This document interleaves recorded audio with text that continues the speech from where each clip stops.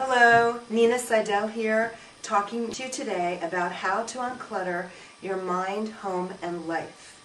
In our fast-paced society, with clutter, whether it's in your home, whether it's a lot of information that you're processing in your mind, whether it's your work responsibilities and everything that you see piled up on your desk, what's in your closet, an old prom dress, or your old hippie outfit from college, or pre-pregnancy clothing, if you're a woman who still has held on to that. You're living in a certain way with clutter.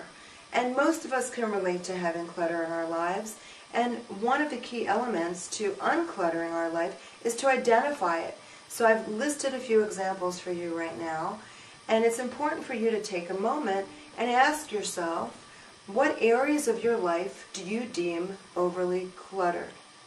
The physical areas of your life, if you were to take an inventory of your home space and your workspace, what is physically and emotionally over the top for you? What feels like an energy drain for you?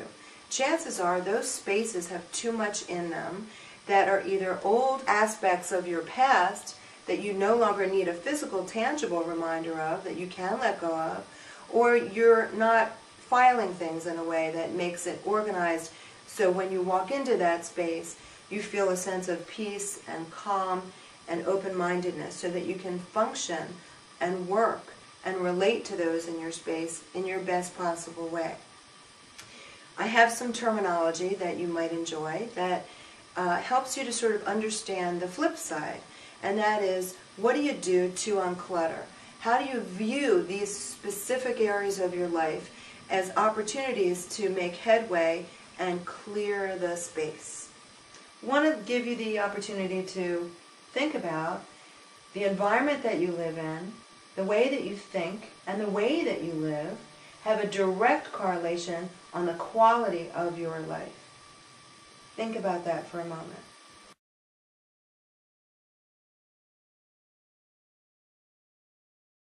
Think of it this way. A woman's purse is her toolbox. A woman's desk is her command center, and a man, that's his command center. Closet is your image maker or breaker. Your mind is your emotional compass, and your life is your right to be healthy and happy. So if you can break down in your own mind, and maybe with a piece of paper, those specific areas that you could just instantaneously take a look at and kind of review in your mind and review in the real world, what about those areas are stuck for you? When is the last time, for example, that you went to your desk, whether you're a man or a woman, and you work at home or in an office space, and even in your computer, to clear out old files that are no longer necessary or that need organizing? When's the last time? When's the last time that you looked in your closet and decided, gee, I don't need this anymore, and yet I'm hanging on? Ask yourself how easy it is for you to hang on to your past and reminders of your past. And how easy is it for you to empower yourself to release some of those reminders, to clear the space and clear the way for new thinking, new energy, and new work habits for yourself. Keep in mind, it's very interesting what happens when you begin to physically unclutter your space. What happens is your mind begins to clarify as well. Some of those old cobwebs, associations to those spaces, clear. So you're actually a lot more productive. This is something that works both in your home life and in your work life. Understand when you got stuck so that you can then free yourself and become unstuck. Fairly simple in thought, not necessarily so simple in action. And that's okay. Whatever you have direct control of is the place to start. I highly recommend that you start with one space, one room. And you have a system where you're filing, you're throwing away, and you're organizing.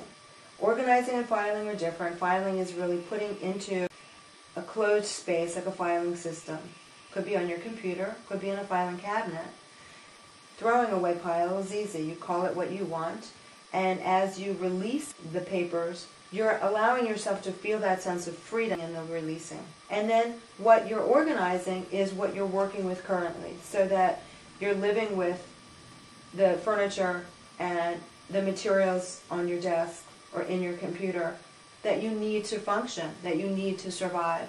You just have them in a way that makes sense for you, that is a logical extension of what you're trying to achieve in that space. So let's take a look for a moment. If you were to take a mental, physical inventory of any room or any space in your life and find out where you have excess material, whether it's piles of paper, whether it's furniture, whether it's reminders of days gone by where you perhaps went through a traumatic or life-changing event, and there's photographs and paperwork that remind you of that time in your life, and how those images, those tangible images, those tangible things remind you, kind of hold you back in that space emotionally.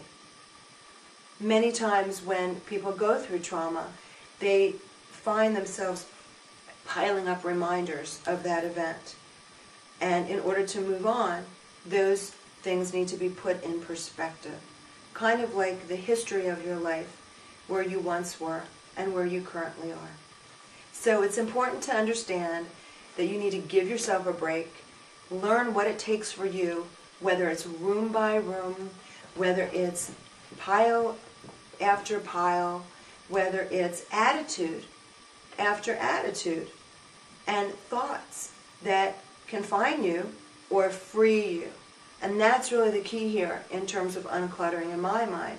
It's not just living with more space to sit and move and dance and write and speak and hug the people that you love.